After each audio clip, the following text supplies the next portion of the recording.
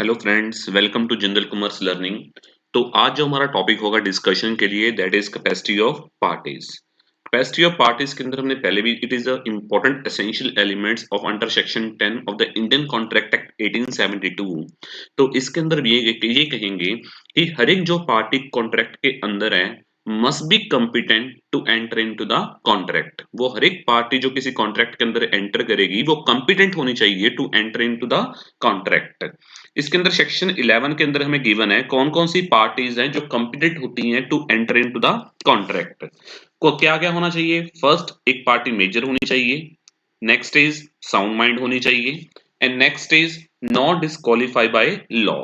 इन तीनों पार्ट्स को one by one हम डिस्कशन करेंगे कि माइंड, मेजर, साउंड माइंड और नॉट डिस्क्वालीफाई बाय का क्या डिस्क्रिप्शन होगी आगे जाके। सो कौन कौन सी पार्टीज कंपिटेंट नहीं होती to enter into the contract? Who is minor, person of unsound mind या person disqualify by law, they are not competent to enter into the contract.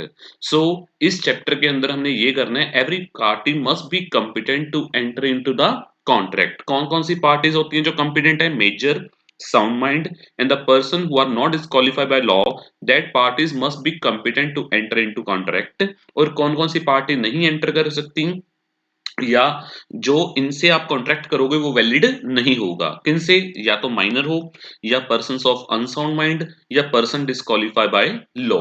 So these parties are not competent to enter into the contract. So one by one हम discussion करते हैं। The first is minor. हम पहले check करेंगे minor कौन होंगे। According to section 3 of the Indian majority act 1875 के अंदर जो इंडिया के अंदर मेजर होने की जो एक एज है दैट इज 18 ईयर। जो पर्सन 18 ईयर्स के नीचे होंगे, उससे कम एज के होंगे, that is known as minor. Minor is the person who is not completed his age of 18 years. जो 18 साल की जिन्होंने अपनी एज अटेन नहीं की, that come under the category of minor. जिनकी एज 18 साल से नीचे है वो क्या होंगे? माइनर। और जो मेजर हैं उनकी एज क्या होगी? 18 प्लस। और जिनकी 18 साल से ऊपर की एज है वो क्या होंगे? Major. So Indian majority act 1875 के अंदर जो एक लिमिट फिक्स कर दी है एज की, that is 18 years। those who does not the age of 18 years they come under the category of minor। और जिन्होंने 18 years की एज अटेन कर लिया दे आर मेजर। तो अगर आप कोई भी माइनर से एग्रीमेंट करोगे वो कभी भी वैलिड नहीं होगा, वो हमेशा वॉइड होगा। तो इसके हमने कुछ रूल्स लिखने हैं और बहुत ही इंपॉर्टेंट क्वेश्चन है जो आपके फाइनल एग्जाम के लिए है। मतलब ये लगा के चलो ये आपका 15 मार्क्स में या जितनी भी आपको मैक्सिमम ड्यूरेशन होती है मार्क्स की आपके क्वेश्चन पेपर में, उसके लिए इंपॉर्टेंट है। सो इसको हम डिस्कशन करना शुरू करते हैं। रूल्स रिगार्डिंग माइनर एग्रीमेंट क्या होंगे? The first one is an agreement with और माइनर इज वॉइड। जब भी आप किसी माइनर के साथ एग्रीमेंट करोगे वो हमेशा वॉइड होगा। इसका मतलब है वॉइड एब इनिशियो। वॉइड का मतलब जो वैलिड नहीं होगा। एब इनिशियो का मतलब है from the starting point of view. जब आपने कोई एग्रीमेंट साइन किया वो स्टार्टिंग से ही since the beginning it is void, वो कभी भी वैलिड नहीं होगा। सो एनी एग्रीमेंट विद और by a minor is always void. जैसे इसमें एक बड़ा फेमस केस है मनोरी बीबी वर्सेस धर्मोदास घोष। इसमें क्या था? इसमें एक पर्सन था, तो उसका जो नाम था वो था आपका ब्रह्मदत्त। ब्रह्मदत्त और जो एक तरह एग्रीमेंट था धर्मोदास घोष के अंदर था। This is the person Dharmodas Ghosh. Brahmadatt ने एक धर्मोदास घोष को 20,000 का लोन देना था। धर्मोदास जो घोष था दैट इज माइनर, वो माइनर था। 20,000 का लोन सैंक्शन किया और ब्रह्मदत्त ने उसको immediately 8,000 rupees as a loan की अमाउंट दे दी। तो जब धर्मोदास और अपनी जो प्रॉपर्टी थी धर्मोदास ने वो किसके पास प्लेज कर दी? ब्रह्मदास के पास। ब्रह्मदत्त के पास उसने अपनी प्रॉपर्टी प्लेज की और उसके अगेंस्ट कितना लोन ले लिया? 8,000। टोटल सैंक्शन था 20,000 पर लोन कितना लिया? 8,000 फिलहाल।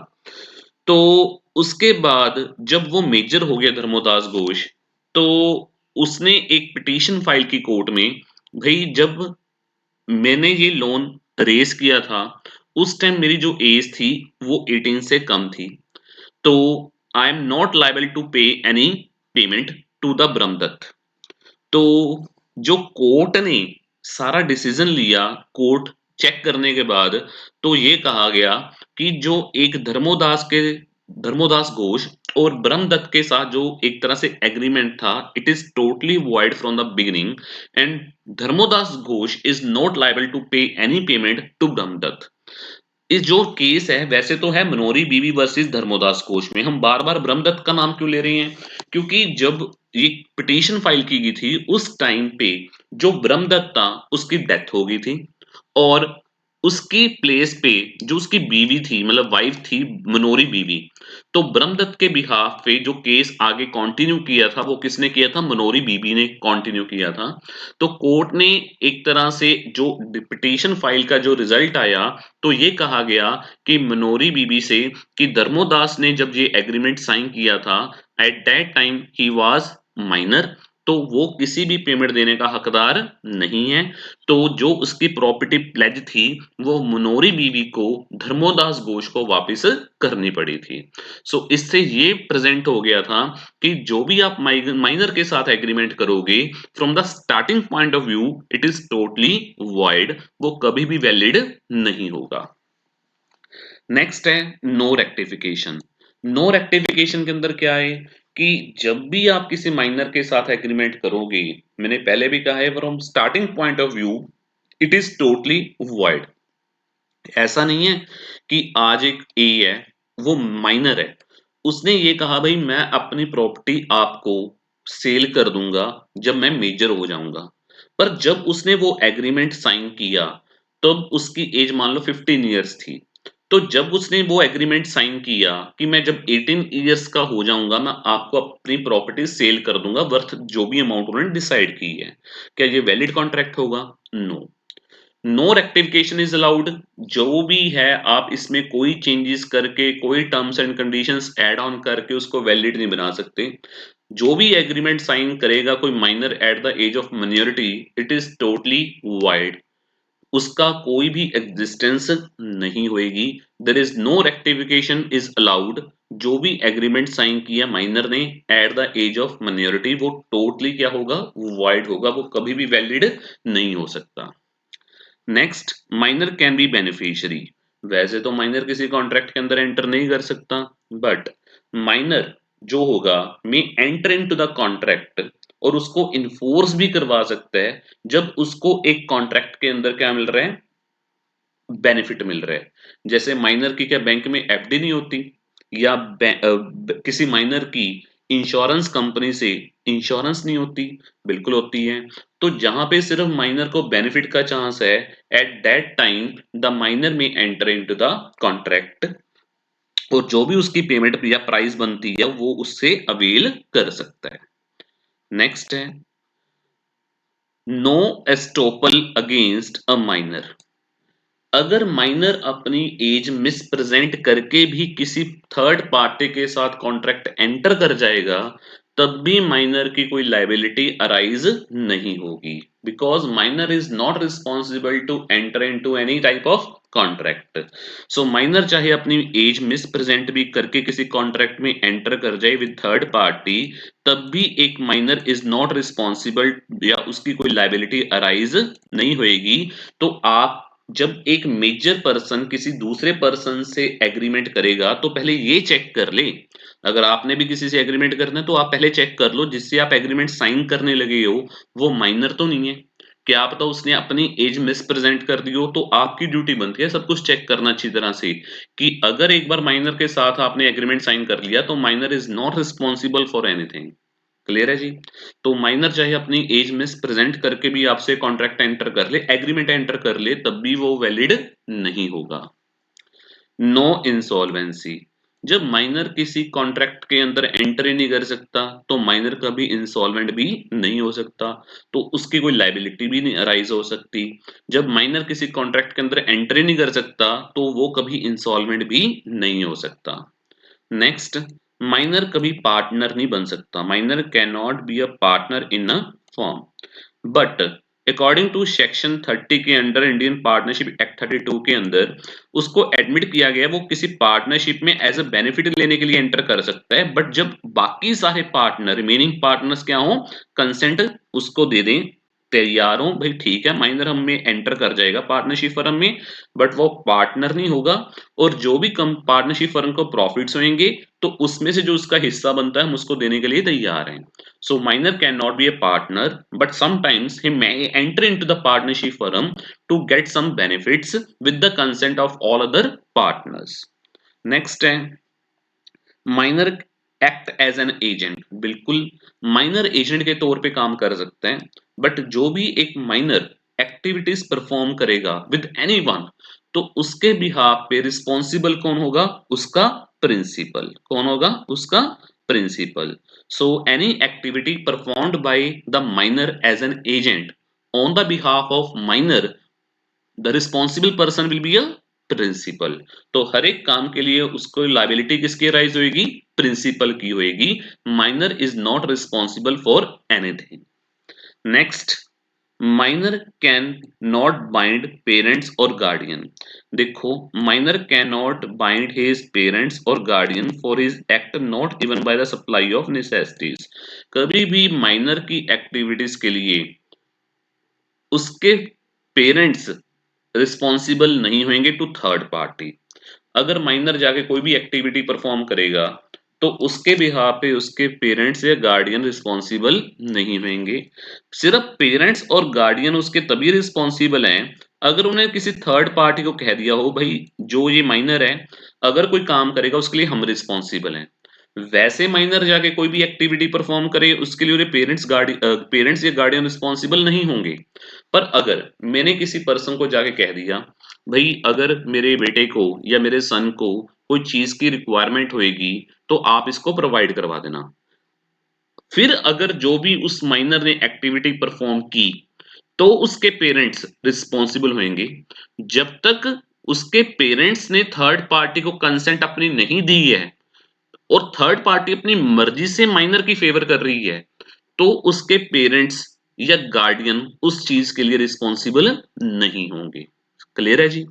अगर माइनर परफॉर्म कोई भी एक्टिविटी करेगा तो उसके लिए उसके पेरेंट्स रिस्पॉन्सिबल नहीं है, पर अगर पेरेंट्स ने अपनी कंसेंट थर्ड पार्टी को दे दी उसके बाद कोई माइनर उस थर्ड पार्टी से एक्टिविटी परफॉर्म करेगा तो उस थर्ड पार्टी को उसके पेरेंट्स रिस्पॉन्सिबल होंगे। नेक्स्ट है joint contract between the minor and adult. बिल्कुल कई बार माइनर और अडल्ट होएगा जिसकी एज 18 से ऊपर है, वो इकट्ठे ज्वाइंटली कोई काम करते हैं, जो प्रॉफिट होंगे वो तो आपस में दोनों शेयर कर लेंगे अपनी रेशो में जो भी उनकी एग्रीमेंट होगा। बट अगर कोई भी लॉस हुआ या लाइबिलिटी अराइज हुई तो उसके लिए सिर्फ कौन रिस्पॉन्सिबल होगा, वो अडल्ट रिस्पॉन्सिबल होगा, माइनर रिस्पॉन्सिबल नहीं होगा। क्लियर है जी। minor is not responsible for any type of liability. There is a joint contract between minor and adult. Next है liability for torts. torts का मतलब होता है सिविल रॉन्ग। देखो इसमें कभी भी माइनर वैसे तो किसी एग्रीमेंट में एंटर या कॉन्ट्रैक्ट में एंटर नहीं कर सकता। मान के चलते एक एग्जांपल मैं आपको देता हूं। एक हॉर्स राइडर एक हॉर्स राइडर था, उसके पास एक हॉर्स था, तो राइडिंग के लिए माइनर ने उसे रेंट पे ले लिया। और अगर तो माइनर से कोई चीज दिक्कत आती है, कोई डैमेज हो जाता है, तो माइनर इज नॉट रिस्पॉन्सिबल। उसने जानबूझ के कुछ नहीं किया, कोई दिक्कत आ गई, ठीक है minor is not responsible. But उस माइनर ने हॉर्स राइडर से हॉर्स रेंट पे लिया और आगे अपने फ्रेंड को दे दिया चलाने के लिए, राइडिंग करने के लिए, और उस फ्रेंड की वजह से उस हॉर्स को कोई दिक्कत आती है तो माइनर इज रिस्पॉन्सिबल। क्लियर है जी। या माइनर जानबूझ के कोई डैमेज करता है किसी चीज को, उसके लिए वो रिस्पॉन्सिबल होएगा। अगर बाय चांस कोई उससे गलती हो जाती है तो उसके लिए वो रिस्पॉन्सिबल नहीं है। क्लियर है जी। So minor is responsible for civil wrong. अगर जानबूझ के वो गलती करेगा या वो अपनी कोई चीज जानबूझ के किसी थर्ड पार्टी को डिलीवर करता है किसी से लेके और उस थर्ड पार्टी से डैमेज होता है तो भी एक माइनर रिस्पॉन्सिबल माना जाएगा। Minor as share holder, minor कभी भी शेयर होल्डर नहीं हो सकता, can not be a share holder. हाँ, उसके नेम पे कुछ शेयर बाय किए जरूर जा सकते हैं बट जब तक वो मेजर नहीं होता, 18 नहीं करता, उन शेयर्स की जो एक तरह से कस्टडी होएगी, पोजेशन होएगा, वो कौन देखेगा? उसके पेरेंट्स। और हमेशा माइनर के नाम पे सिर्फ वही शेयर बाय किए जा सकते हैं जो फुली पेड हों। अगर 10 का शेयर है तो ऑन द सेम टाइम जब आप बाय करोगे शेयर तो पूरे के पूरे 10 रुपए आपने साथ के साथ पे कर देने हैं। ऐसा नहीं है 10 का शेयर है तो आपने 8 रुपीज कॉल्ड अप अभी पे किए हैं, 2 रुपए अभी आप फ्यूचर में पे करोगे। नो, शेयर अगर माइनर बाय करता है तो वो कभी मेंबर या शेयर होल्डर नहीं बनेगा। उसकी देखरेख अनटिल और अनलेस उसके पेरेंट्स की कस्टडी के अंदर होएगी और माइनर के नाम पे सिर्फ वही शेयर बाय किए जा सकते हैं जो फुली पेड अप है। क्लियर है जी? नेक्स्ट है लायबिलिटी फॉर नेसेसिटीज। बिल्कुल, minor is responsible for necessities like food, cloth, shelter, education के लिए रिस्पॉन्सिबल है। इसकी नेसेसिटीज के लिए लायबिलिटी क्यों राइज की गई है माइनर की? अगर माइनर नेसेसिटीज के लिए भी लायबल ना हो, अगर आप कहीं से फूड क्लॉथ लेने जाते हो तो उस दुकानदार को तो ये होगा आप तो माइनर हो, आप तो पेमेंट नहीं करोगे, तो आपको तो वो ना फूड देगा, ना क्लॉथ देगा, ना कुछ भी नहीं देगा। उसको ये होगा कि आपने अगर पेमेंट देने से मना कर दिया। तो इस एक्ट के अंदर ये कहा गया है minor is responsible for necessities, food, cloth, shelter, education के लिए वो रिस्पॉन्सिबल है। और माइनर जो होएगा वो पर्सनली रिस्पॉन्सिबल नहीं होएगा, जो उसकी प्रॉपर्टी है that is responsible for necessities for the minor. तो उसकी जो प्राइवेट एस्टेट है, जो उसकी प्रॉपर्टी है, it should be responsible for their necessities. So एक नेसेसिटीज के लिए किसी भी माइनर की लायबिलिटी अराइज हो सकती है। तो ये आज हमारा टॉपिक था कि एक कैपेसिटी ऑफ पार्टीज का मीनिंग हो गया और उसके बाद एक रूल्स रिगार्डिंग माइनर एग्रीमेंट हो गई।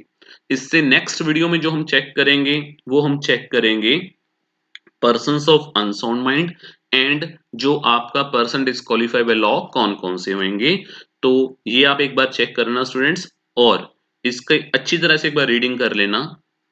अगर आपको हमारी वीडियो अच्छी लगी हो, इसको लाइक एंड सब्सक्राइब करना मत भूलना और अपने फ्रेंड से शेयर करना मत भूलना। Thank you friends.